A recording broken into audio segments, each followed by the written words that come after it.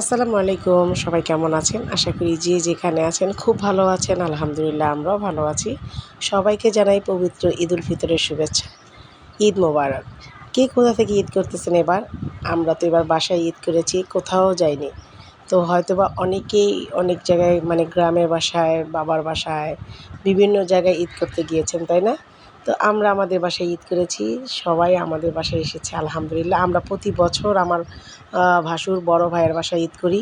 প্রতি বছর আমার বিয়ের পর থেকে আ প্রতি বছরে আমরা ভাইয়ার বাসায় ঈদ করি।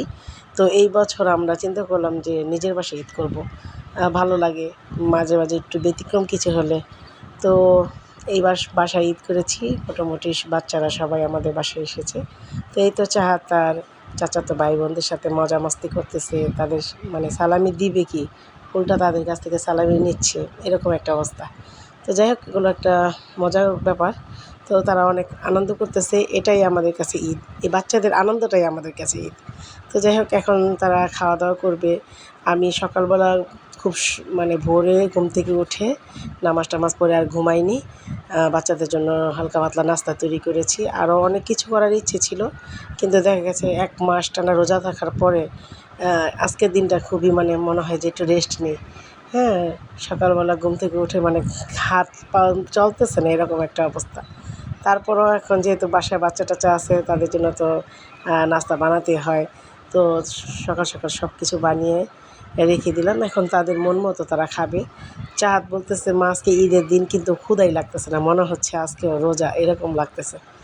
তো ও অনেক লেট করে নাস্তা করেছে। আমরা সবাই ঘুম থেকে উঠে আগে রান্নাবান্না করে নাস্তা-টাস্তা খেয়ে নিয়েছিলাম। তো ঈদ এবার কার কেমন কাটলো অবশ্যই কমেন্টসে জানাবেন। আর দোয়া করি যাতে সবার ঈদটাই ভালো কাটে। আসলে ঈদ তো ঈদের জায়গায় থাকে কিন্তু পাশে থাকে না কে? বাবা-মা, ভাই-বোন যারা সবসময় কাছে থাকতো তারা। তো চাহাতের এই যে এই সময়টা চাহাত হয়তোবা পরবর্তী সময়টা অনেক মিস করবে।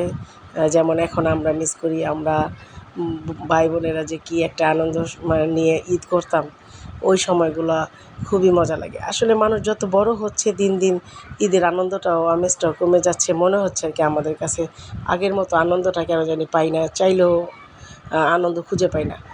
এই বাচ্চারা কি সুন্দর হাতে মেহেদি-টেহেদি পড়েছে। একটা সময় আমরাও এরকম মেহেদি পরতাম। কিন্তু এখন সংসারের কাজের জন্য এইবার তো আমি হাতে কোনো মেহেদি দেওয়ারই সময় পাই নাই।